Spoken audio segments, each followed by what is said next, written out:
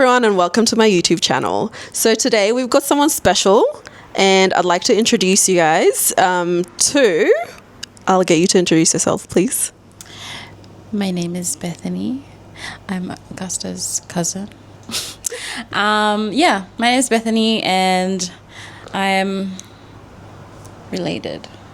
I'm here today to do a little cook and chit chat with my cousin. And we're just gonna be doing something very simple, something very basic, lazy girl, lunch, dinner, whatever you want to call it. So we're gonna be working with lamb today. That's our protein of choice. And we're just gonna make a very simple side of salad. Yeah. I can't wait. So, we're going to be doing cooking and storytelling today, just to get to know a bit more about Beths, her journey here in Australia, what she does now, learn a bit more about living in Australia, her visa journey, all the nitties and gritties about immigrating to Australia. So we'll probably start off with cooking first. Do you want to get us started with what we're doing? Yeah, so we are going to do like sort of lamb roast vibes in the air fryer. But before I do that, I'm just going to boil it and make it soft a little bit. So the meat is nice and tender for you to chew on. So we're just going to start prepping the food and then we'll go from there. All right, we'll get started. We were aiming for lamb flaps, right? Yes. Which is every Papua New Guinean's favorite. Mm-hmm. But we have sort of compromised with, what are we having? Lamb racks. Lamb racks. Yeah. What part of the lamb is this? It looks like the rib to me. So yeah, the rack of the lamb, that's what it is. This is what we're having. Yeah. To me, food is food. Food is food. It's gonna taste the same. It looks a bit different, but at the end of the day, you're gonna digest it and it's gonna be beautiful. All right, so we've already prepped majority of the stuff. Yeah. We've got the water boiling at the back. Take us through what we need to do next. Just basic prep on the lamb. I'm just gonna chop it up. I'm gonna add some garlic and some onion into my boiling pot as well for flavor. You can add anything you want in your boiling pot for flavor. It just helps when you boil it, I guess, in its own broth, and the onion and the garlic it tastes beautiful. So that's what I'm going to do first, and then after that I'm going to marinate the meat and chuck it in the air fryer, because why work hard when you can work smart?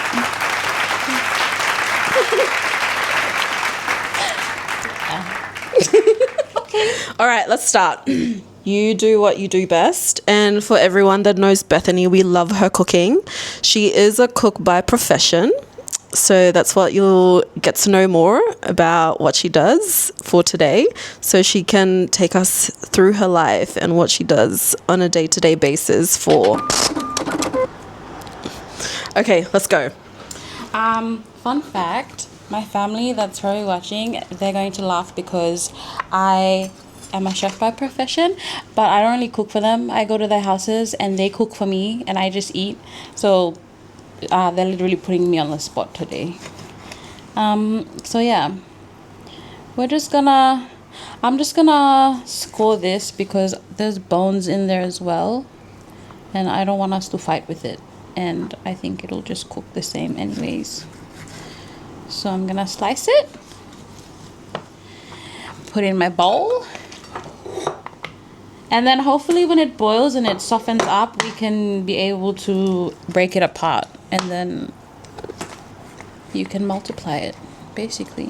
Now, usually when you go shopping for meat, is there like a certain thing that you look out for, that you know that, okay, this is good meat, I need to get it, or I should skip this because it doesn't look right? What do you look out for? I think quality and freshness.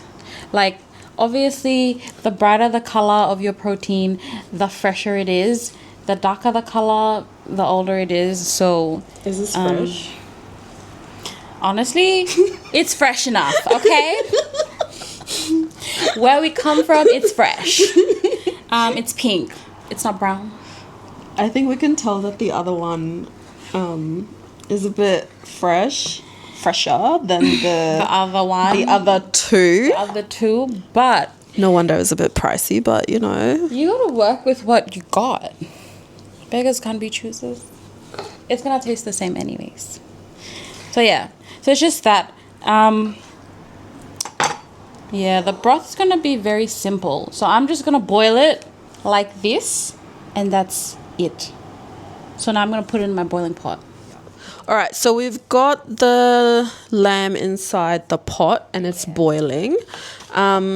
Basically, the idea of what we're trying to do is we don't like sit down interviews. We really don't.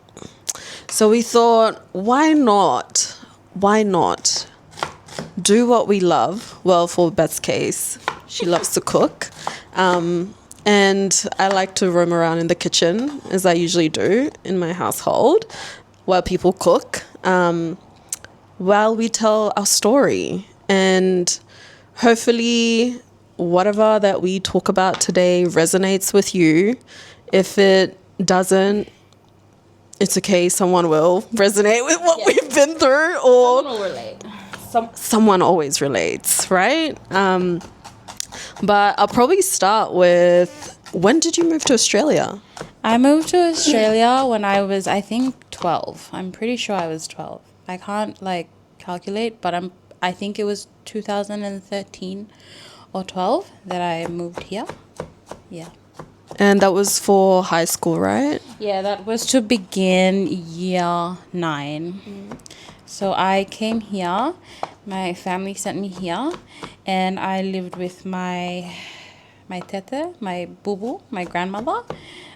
She resides here, so I lived with her while everyone was back in PNG, and she was my guardian. And I went to an all-girls Catholic school at Nunda called Mary MacKillop. But yeah, it was just the both of us for most of my life here. All right. Well, we've known each other for a while now, and I think we've basically been through a lot as well, with the whole phase of high school to young adult to everything that we usually talk about. Yep. What has been the biggest challenge of moving away from family, like your comfort zone, in Port Moresby, because you grew up majority of your life in Port Moresby, and then coming here, that whole change of living with Tete, and then high school, like a different environment from your usual in Port Moresby? What was that like? What was the biggest challenge? What was the positive of it, and what was the negative of it? Okay. It was definitely like a big culture shock for me, because I think that was the second time I had been here, and I was a bit young, so I didn't understand the weight of what it would mean to move here and leave home and leave my parents and my family and all that. So I think adjusting was like a big thing, a really big thing. And learning the way people from a different culture functioned as well. And not just that, I think when you leave home and you, I guess in any home, go to another home, it's a different environment. So there was a lot of learning, everything positive, but I had to learn the ways in which I was going to, I guess, grow into society and merge under my guardian's rules and lifestyle and way of living as well.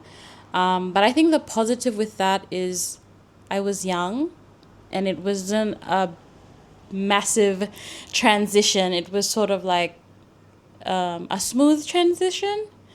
So besides just, I guess, missing everyone back home and I guess the routine that I had back, like the readjusting of everything, it was okay. Like it was definitely something I didn't expect. I didn't think I was gonna be homesick. I didn't understand it in depth. I think it was the first night that I stayed here, and then I woke up, and then when the sun was setting the next day after school, then I was like, oh, it's not like I can just walk back home. It's like a whole flight, and it's not just a flight. Like the flight costs money. So it's like, I think that's when I realized like the depth of what this journey would mean, or like the sacrifice you would have to make to reach your end goal of something. Yeah.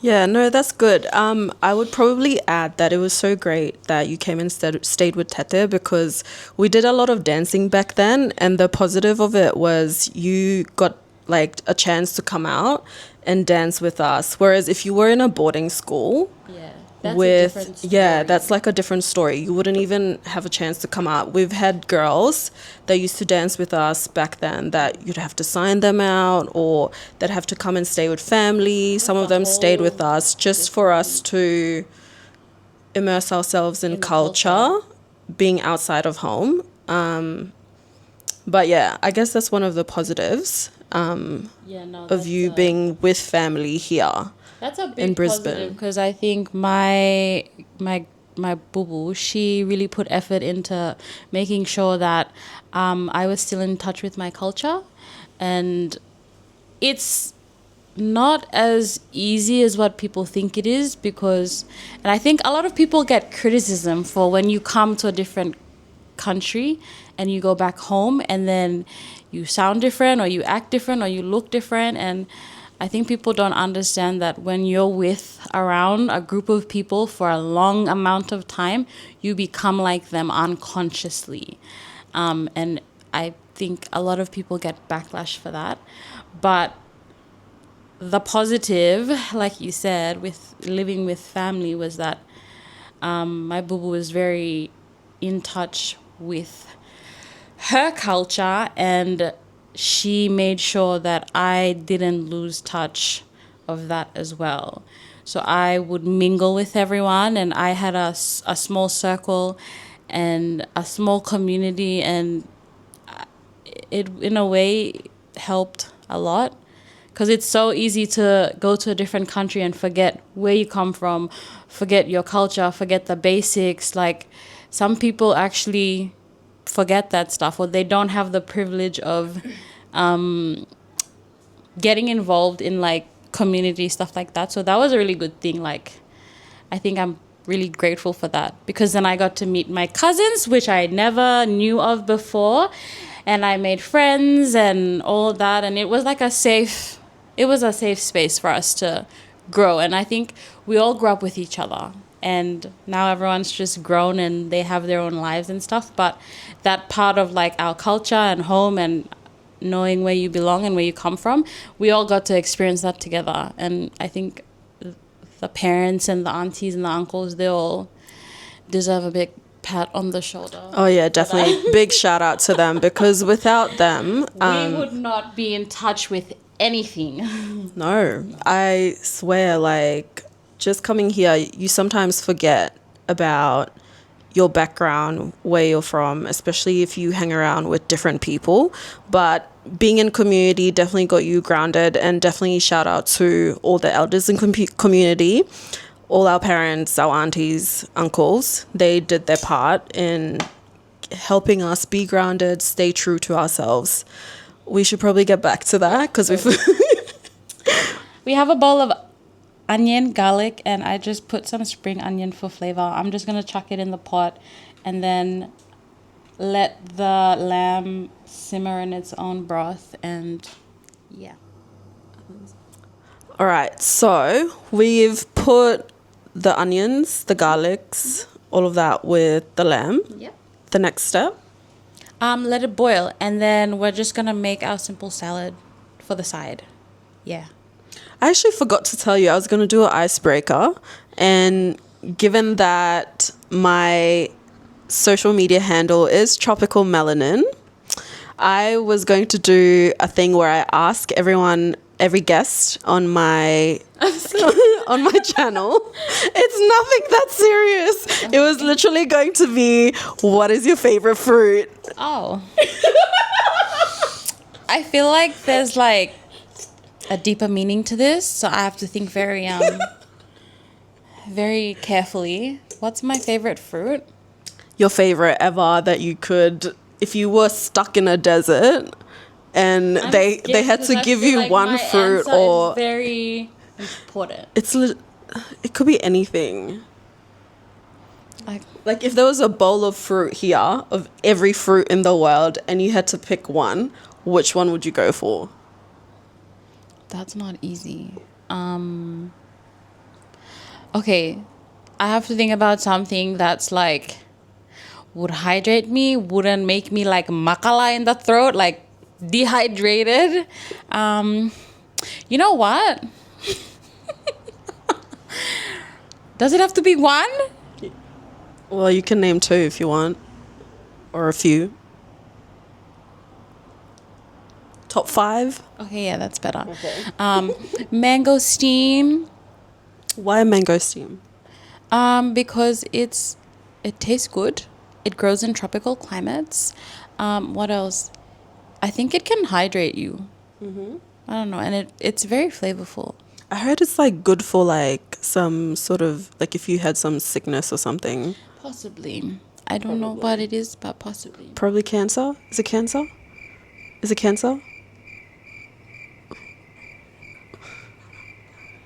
Okay. And then obviously kulau, coconuts, because yes. because if you're thirsty, you can eat it, you can drink it. It's good for your body. You can do whatever. You can use the shell to like make a plate. You can cook with it. You can do anything. Very versatile. Peanut. Yes. Peanut, but buka peanut. Yes. Because everything in Bougainville and Buka, it's just beautiful. I have 2 more. Mm-hmm. I don't know, man. Is that all, or you don't have to name top 5? Okay, I'm just gonna give 3. 3. I'm just gonna save myself All because right. I feel like there's a deeper meaning to this question, and that's on trauma. Yeah. Okay. Thank you, Beths. No, there's really no deeper meaning to this. I just love asking people what their favorite fruit is because mine's really obvious and I think everybody knows that. I've had pictures of me with this fruit since I was like so little. Watermelon. Brown. I love my cousin. That's all that matters. Bruh. But yeah, all right, we're on to the salad. Yeah. I'm just gonna transfer everything to this small bowl and then I'm gonna make it into this one. We just have iceberg lettuce, carrots, cucumber, onion, spring onion, and I have an orange just to make it a bit tropical because we are on Tropical Melanin's page and it's really hot outside. And I think a lot of people don't think that savory salad can have like something sweet in it, but you should try it. You should put like some sort of zesty fruit or something refreshing in your salad. Game changer. I promise you. And PNG people, don't come at us for saying this is grasshopper food. And you know what? I forgot that the criticism that people like to have their comments, but we will take positive and negatives and we'll work on it. We're here for improvement, so give us good improvement comments. Don't beat us down. I'm fragile. I'm just gonna break my lettuce. I don't know if a lot of you know, but if you cut your lettuce or anything leafy, it goes bad quickly, and it goes like brown quickly. I don't know the science behind it, but I got taught that. I learned that, and if you just break it with your hands, it doesn't go bad quick at all. So I'm just gonna break my leaf into the bowl, and then I'm gonna chop everything else and mix it. So that's probably going to be the tip of the day. Yeah. Don't use a knife. Don't use a knife if you want your stuff to last long. And I forgot to ask you, what got you into cooking? Like, do you want the actual answer? The actual answer. I think food is my love language, and I grew to know that over time. It just makes me happy to fill people's bellies with food. And I think the biggest influence is obviously mom and all my aunties, and all the aunties, like, they love to cook. And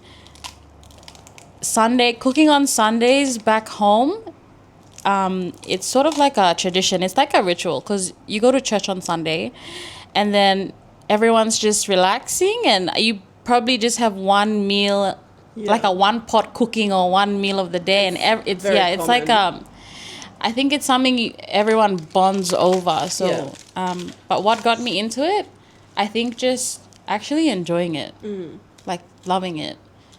I am not a sit down in the office or read a book, or like, my concentration in one position is not a thing.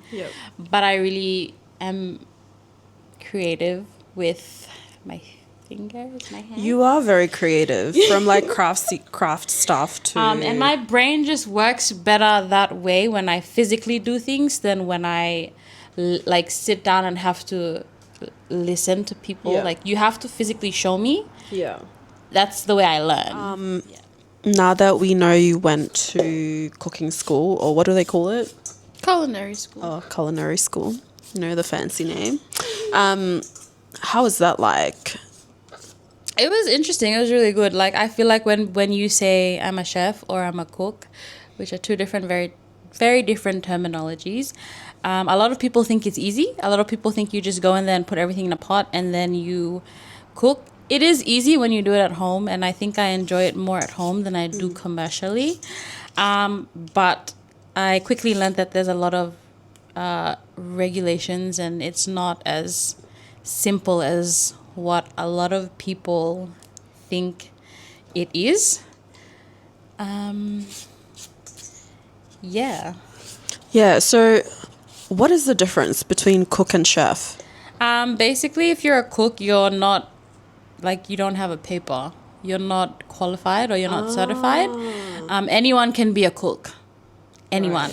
Right. Chef is just a formal terminology they use for people that actually go to school and graduate and get the piece of paper to say, like, this is my profession. Okay. Yeah. So, correction. She is a chef. I started it off with cook. That was bad. Same, but different. It's okay. Yeah, so after you finished culinary schools, after that you went on to work, and then it was something to do with your visa as well, that you had to stick with this one main company, work with them so that you could be granted, is it your peer or resident? Yeah. So I want to, if you could just like talk us, if that's okay, and you're comfortable sharing, especially for those out there that are probably picking a certain course that would probably help them with their visa here in Australia with migrating.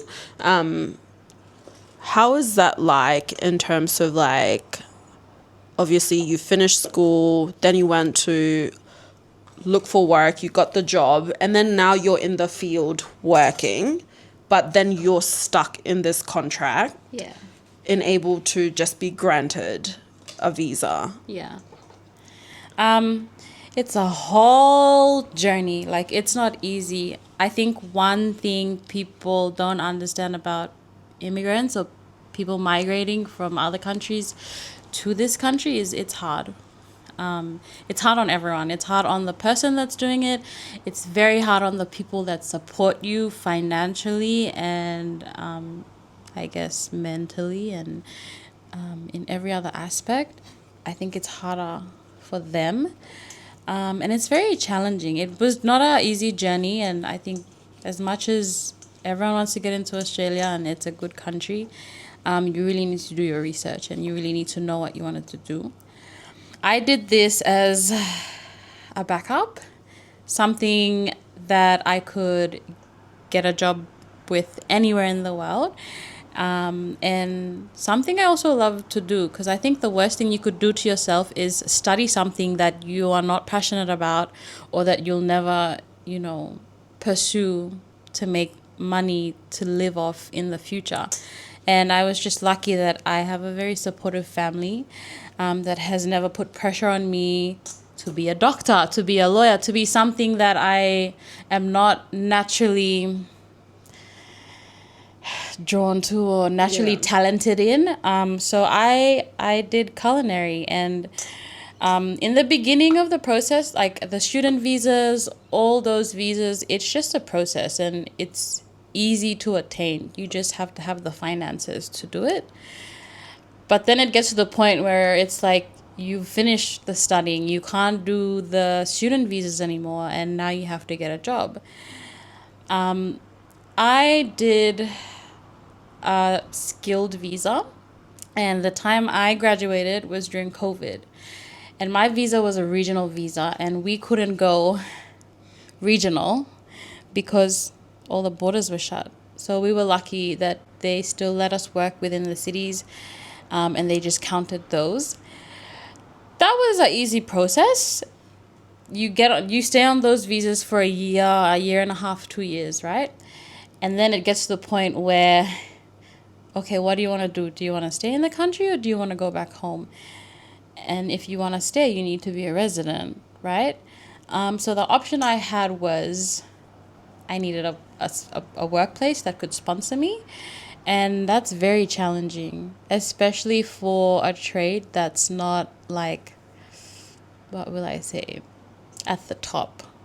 Like you're not a surgeon, you're not someone that'll save lives or anything like that. So they don't make it easy for you. It's very difficult. You found a job that could sponsor you? Yeah. I found a job that could sponsor me. I was lucky. I started with them before they opened their business. So I had a good relationship with the owner and they didn't want to lose me. So they said we would sponsor you. So they did that. And I would have been stuck on that contract at the time for 3 years because they have rules on all these visas. And my requirement was to be with the company for 3 years. Basically, they do that so you can, I guess, pay back the money that they've put into you. There's different options and different ways to secure those visas. Sometimes the company pays full. Sometimes they pay half, you pay half. Sometimes they pay a quarter and you pay everything, but you still pay with time and with money. I did that, and then when I was 3 months into applying for my residency, the business shut. And that's like the worst thing that could happen to you if you're on a work visa of any sort. And after that, like everything just went downhill. It wasn't easy anymore. Chefs were not in demand anymore. So it was like they didn't need us.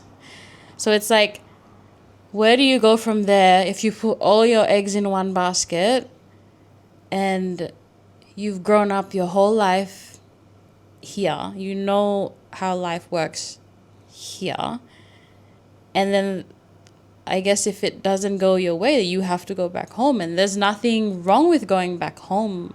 I think everyone's end goal is to go back home, but then it's like you've invested all your time and your money and everyone else that supported you, and just for what? So it's not easy. The laws are very hard and strict in Australia. So it was very mentally taxing. It was very exhausting. It was financially exhausting on the people that financially supported me as well. Yeah. All right, so just before we move on to more storytelling, what have we done so far with this salad bowl? So we've added the iceberg, we've added some carrots, I've put in some orange segments in there for us to have something tropical. And I'm just going to add some onion. I'm not going to call the color because I think it's going to be a debate on the internet. Comment below, is it purple or is it red? It might be pink. I don't know. You never know. You never know. So, yeah. Is it a vegetable or a fruit? Is it a vegetable or is it a fruit? That's an icebreaker for you to answer. You choose. So I'm just going to slice it and then chuck it in. Was it one whole red onion, right, to add in? One or half. It just depends on what you like.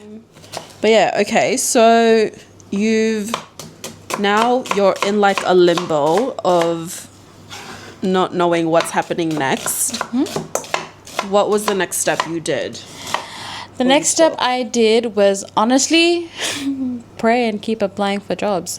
So the reality of it was that my time was running short. It got to the point where I had like 180 days, and if I didn't find a job or a job that would sponsor me in the 180 days, that I would have to go back home or get deported, or you know what I mean. So what I did basically was I just applied for jobs. I did that every single day. I applied to at least 100 different jobs every single day in the hopes that one will come back to me. Finding a job is not as hard, but one to sponsor you, that was my biggest challenge. Yeah. And it's hard because if you do things the right way to migrate and you get all these setbacks all the time, like you spiral and you question a lot about everything, you know. So I think it was as much of a mental battle for me as it was like a physical thing. So it was very, very hard. I remember like most days I would call or I would come around and I would just sit in my sorrow and cry and all that. But I think the most important thing is that I have a really good support system and a good group of sisters that support me and love me, and the positivity actually really helps. So I'm very grateful for that. They'll know who they are. Shout out to you girls. Shout out. So that was like the waiting part of it. You're in limbo, all of that. You just keep applying is the main goal of this when you're in that stage in your life. Then you got the call. I got the call. I got a few calls actually. But the one that I got was from a mining company, a FIFO job. And I got the call and I did 2 rounds of interviews and they loved my resume and it was really good feedback. And they said that they would sponsor. So I was really lucky because I had already run my 180 days. I had to literally quit my job and just wait. Like literally just wait. So I was like in my head for 5 months. But I love my family. Without them, I would not have like pushed this far. They were really the reason that I persevered through that trial. So I got the call and I just had to wait because they needed to process and do the transfers and do the payments of my visa. And because I almost ran my 180 days, we weren't sure if immigration was going to grant my next work visa. But after 5 months, they actually did. And then I started working a week before Christmas, which was the biggest sigh of relief. It was definitely a happy moment as well for you. And I was just going to add that, like, during that time as well, like, you're thinking through all of this thoughts of, like, you've ticked all the boxes. Yeah. You've gone through the whole process. And this is not something that you've gone through, like, within a month, a day. This is, like, years of Yeah, you this is like working 11 years of my life. For what? To get deported? Oh my God. I was like, no. And you just start thinking about, like, okay, there's so many ways of getting through here, and then you sort of, like, hold a grudge against, like, people that do it illegally. Like how? And I was just like, you know what? Like, how can I be so unlucky? And I did everything the right way. And like, my family spent all this money to support me to be here. And I think I owe it all to my one parent that's still living and his family, because I think the dream was his as much as it was for me and for everyone else. And I think he just wanted a good life for me, so he sacrificed a lot of his time and effort, and the family too, to make sure that I became successful in that path. And so it was like, it was hard, not because for me, but it was hard because I also felt defeated for them. Yeah, so, but they were all very positive about it. And yeah, we got the visa. We waited. The support was there. The love was there. The positivity was there. The ears to listen and the shoulders were there. That helps a lot. Definitely, a good support system is, like, what you always wish for when you go through all of these trials. And especially, like, being the person on the other side as well. Always good to listen. Don't judge. You don't have to say anything, but just listen. That's always been, like, a key thing to be that support person to other people as well. Yeah. Like, you don't have to add your 2 cents in. You just have to listen. You just don't know how important that role is, because, like, not every time people want an answer. I think people just need someone to listen and not judge or say anything. And I think during that time, like, your faith gets tested. I just didn't know anymore, like, what it was. Like, I was just like, you'd have, like, moments of silence where you just talk to whoever your God is, and you're like, why or how? But I think through that whole 5 months of journey, I sort of, like, rekindled my personal journey with my faith that I lost along the way. And I learned not to question, like, God and his will, and what's meant to be for you will literally be for you. Like, it does not matter how bad the time is or the situation. Like, if he wants you to be in a certain place in your life at that moment, he will put you there. So I think that was, like, my biggest take from the whole 5 months of anything. I think it was just, don't question anything. Just do what you need to do it the right and honest way, and something great will happen. Yeah, and also, like, the whole point of, like, if you're unemployed, honestly, accept it. That Live in the moment. literally, not that we're saying that it's a good thing, but you're where you're meant to be.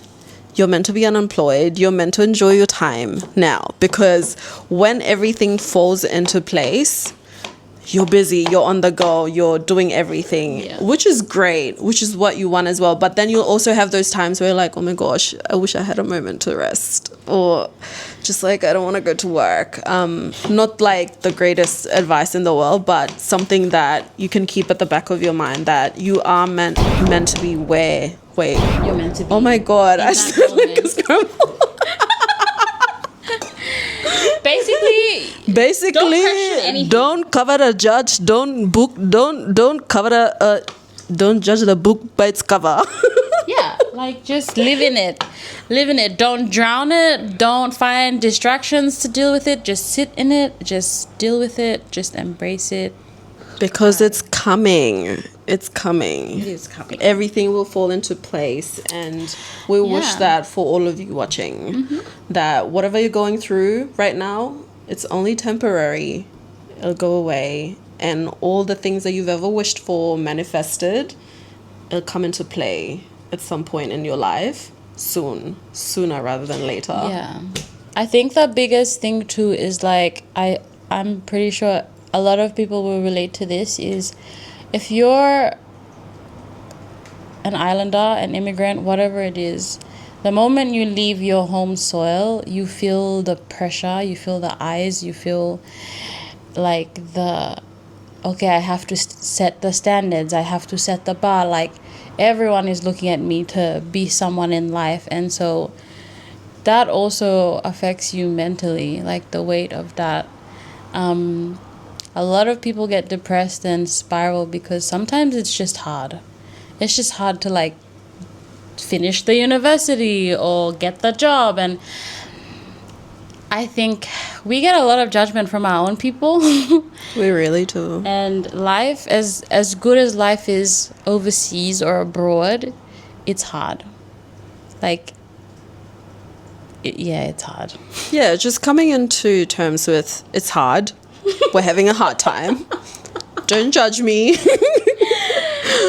Don't be commenting or doing your side comments, because everyone goes through life in their own way. So just don't cover the judge is the key phrase for today. Yeah. We've done this. What do we have?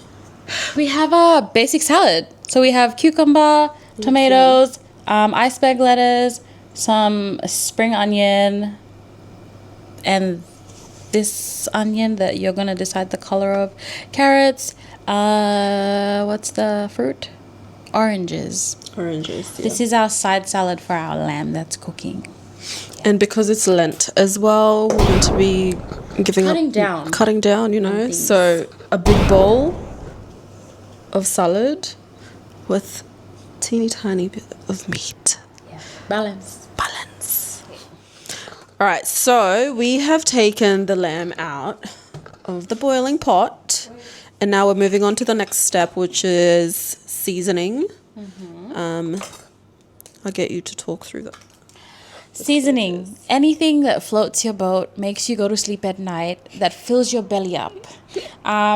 Today we just have paprika, turmeric, ginger, garlic salt, normal salt, pepper, and what is this? Onion powder. And then we just have dark soy and ABC sauce. Also, another fun fact for you, dark soy is always for color. Light soy has the flavor. It has more salt in it. So the dark soy doesn't really have any flavor in it. But it's remember that, because you might be cooking for your in-laws soon. You might be cooking for your tambu, so just in case.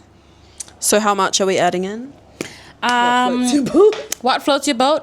We're islanders. We don't measure. We don't measure. We just kind of do it. We measure with our eyes and our heart. But I'm just going to say, for those who measure, a tablespoon or like half a tablespoon of everything. Sorry. So I just put some paprika in, and then now I'm going to put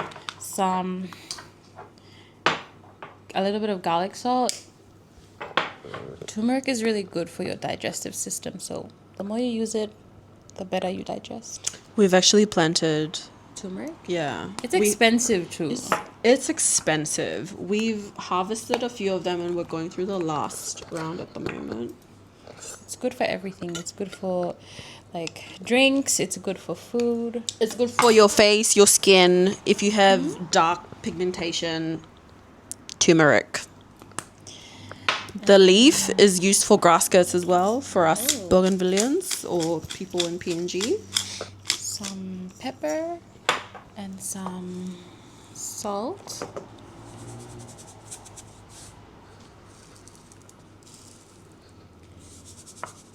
I'm being the most useless assistant right now. As usual, I just stand pretty inside the kitchen while people cook. Don't judge me. Literally. She's not lying. Sometimes you just need You just need a some, pretty assistant. yeah, to just That's be it. on the side. That's it. So I can show you. This is what it looks like. And then now we're going to add a little bit of mushroom dark soy. Just a wee bit. And then a little bit of ABC sauce. If you have oyster sauce, if you have other sauces that you want to use to marinate it, honestly, just use that. There's no rule to marination unless you're Gordon Ramsay, and I'm not. I'm just Beth. And we're just cooking because we want to eat. Because I want to eat. I'm going to use the tongue to try and marinate it, but if I really need to use my hands, I will. My hands are clean. Always wash your hands. Always sanitize. So this was after we boiled it for how many minutes? I think almost 45. Yeah, we were talking for quite a while. Almost 45, almost an hour. So I just... Was it slow cooked, medium heat, or? I'm going to say medium. Medium. The bigger the meat, the bigger the protein, the longer the time, the slower you cook it. So it cooks through evenly. Also, fun fact, if you want your meat to cook evenly, put in the oven. Because the heat spreads evenly. If you fry it, you just cook like the parts of it that touch the pan. But if you put it in an air fryer or the oven, it cooks everything equally, evenly. Circulation. It circulates. Yes. So we're just gonna marinate this and chuck this in the air fryer. And then that's it. It's marinated. Now I'm gonna chuck it in the fryer. All right, so we have done the boiling, the seasoning, and now it's in the air fryer. We'll probably move on to your current job now that you're doing, which has been a plus, and probably give us a brief insight of FIFO, because you're doing fly in, fly out, and yeah, just tell us all about it. It's wild. It's a journey. And I highly recommend, if you don't have kids, if you're a young person, if you're trying to figure out your life, if you're not sure about where you want to end up or where you want to be, do FIFO. Like, get your foot in, do the long hours, save the money while you dream of your dreams, you know. It's a very physically tasking thing, but I can't complain. Because how many hours are you doing? 12 hours a day, and my roster is 14, which is 2 weeks on, 2 weeks off. And I heard that a lot of people do longer as well, which is crazy. Like, I don't know how they do it, but they do it. Work-life balance is so good. I enjoy that. And the experience is actually really good. Because I don't belong to a site. I'm a casual chef. So every time I move to a different site, I learn different things all the time. And the way I learn is basically shut up and learn. I enjoy learning. So if someone knows something better than me, or if I know that this person has more experience than me, I will literally sit and ask them how they do it or how they've done it. And it's always worked in my favor. Like, take the knowledge from someone else and use it. Because why would you want to make yourself struggle if someone else can make your life easy for you? But it is an adjustment.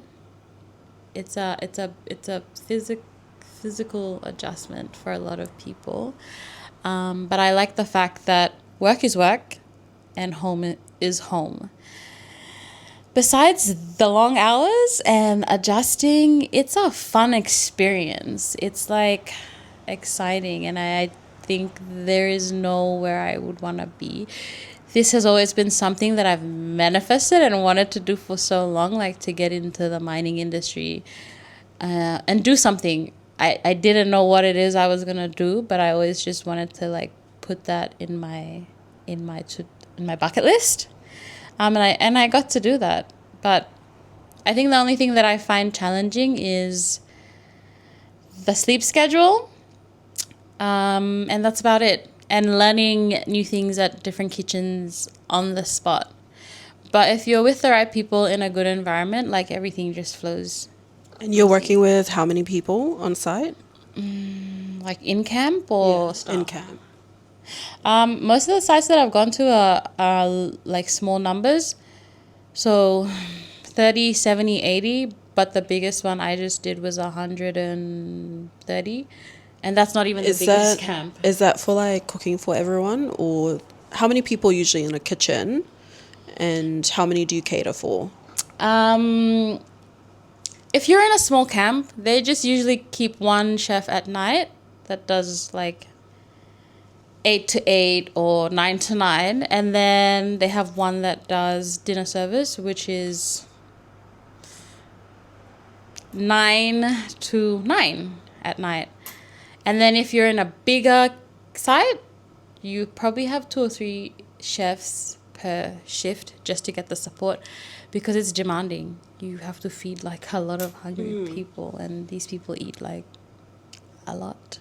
And what are the recruiting companies or which one are you with, and which one would you recommend for people that would be interested? I'm with Sodexo, and I don't really have that much like insight on it, but I think there's a few different big companies that do the same thing that the company I work for do, like recruiting. And they usually are like subcontractors to the actual mining companies. So the company I work for is called Sodexo, and we are subcontracted by Santos, which is a mining company. Yeah. And I'm a casual full-time chef, so I go to all their different campsites in Queensland. But I think they have different sites like all over Australia. It just depends. But I'm pretty sure there's like another company called ISS that provide catering and utilities like cleaning and stuff, and then they recruit you, and then you get subcontracted by the big mining companies and you get in. Look on Seek. Google search. Do your research, and these things will pop up. But yeah. Was the application process easy? It was not easy. It was a lot of paperwork. Lots of few steps, but it's worth it. I think they just do it because it's just protocol, and they just want to make sure that they get the right people for the job and to serve and cater for the people. Yeah, but it's a lot of paperwork. Even in the kitchens there, it's a lot of paperwork. Like, people take food and safety here very seriously. Very, very seriously. So we temperature probe everything. Before you cook it, when you cook it, after you cook it, after you pull it out of the fridge, like everything is temperature probed.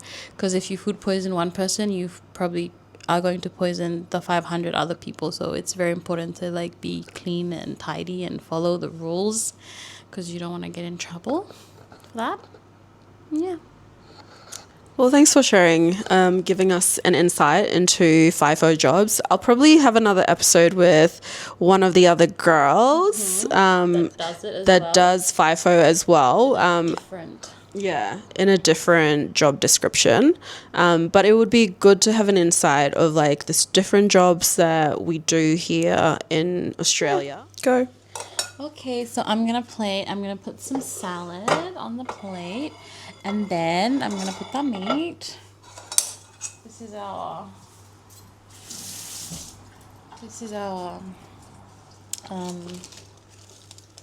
lazy girl. Is this your typical dinner that you're doing? Because this ain't lazy dinner.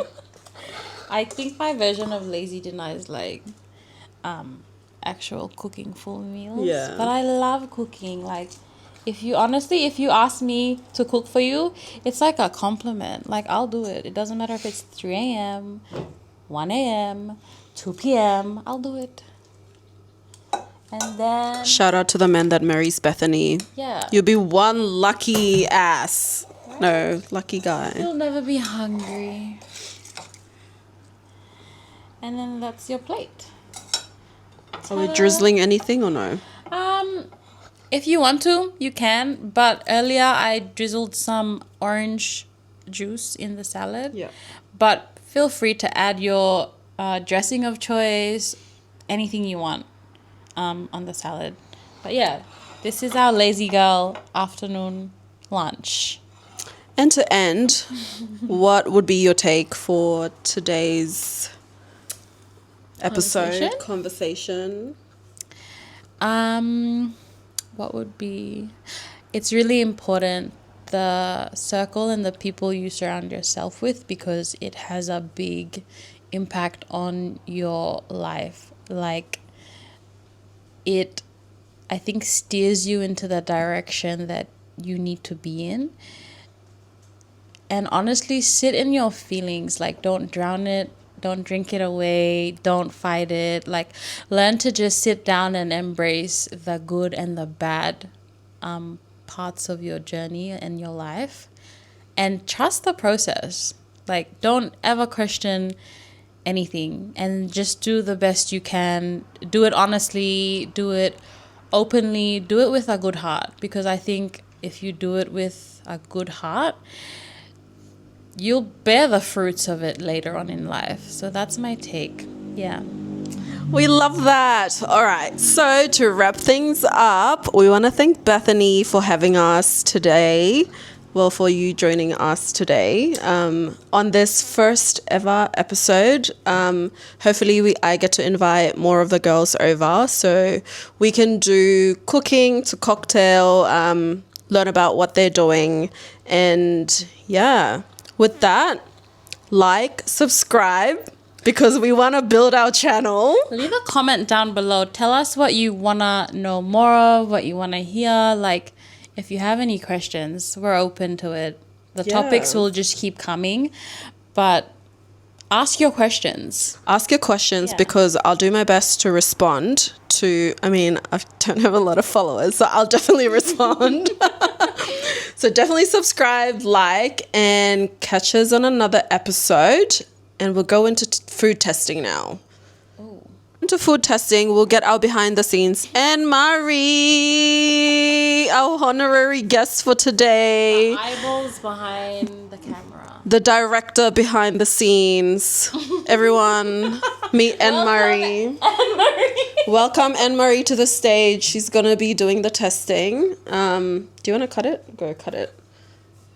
No pressure. No pressure. Everyone's watching you cut. And we'll probably do a shout out for Beth's food page on TikTok. I'm trying to get a thing. So it's called Nomad Foodie. I just post like all my food stuff, but I've been a bit slow and lazy. And if you want to see more food content, please encourage me and follow. This is what it looks like. I'll definitely add a screenshot on the page that will be somewhere. But yeah, follow her for more content. We are trying to do our best to post more for 2026 and put more content out there. So New adventures for 2026, and it's all about us for 2026. Anne-Marie is really doing us a favor by cutting this whole thing, but she can just try one. You can try one because you're doing the testing. Thank you, Anne-Marie. Okay, go. Just pick one. Dang it. Okay, I want to try it. Yep. Your feedback? It's so nice. Give it a go at home. Yeah, give it a go at home. I'm going to try. I want the salad. Oh, it's nice and soft. Oh my god, so good.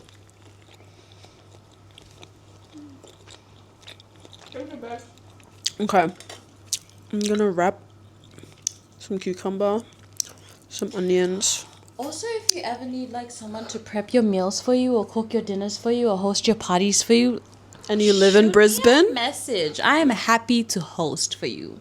If you want to do galentine's or a girl dinner or a cute little one-on-one dinner, I can make that happen for you. Message her on Instagram. Message me. She got you. Yeah. I'm happy to cook. Okay, I'll get you to hold this so I can try it.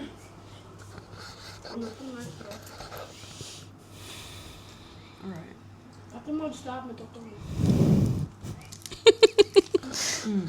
Oh, the crunch. So good.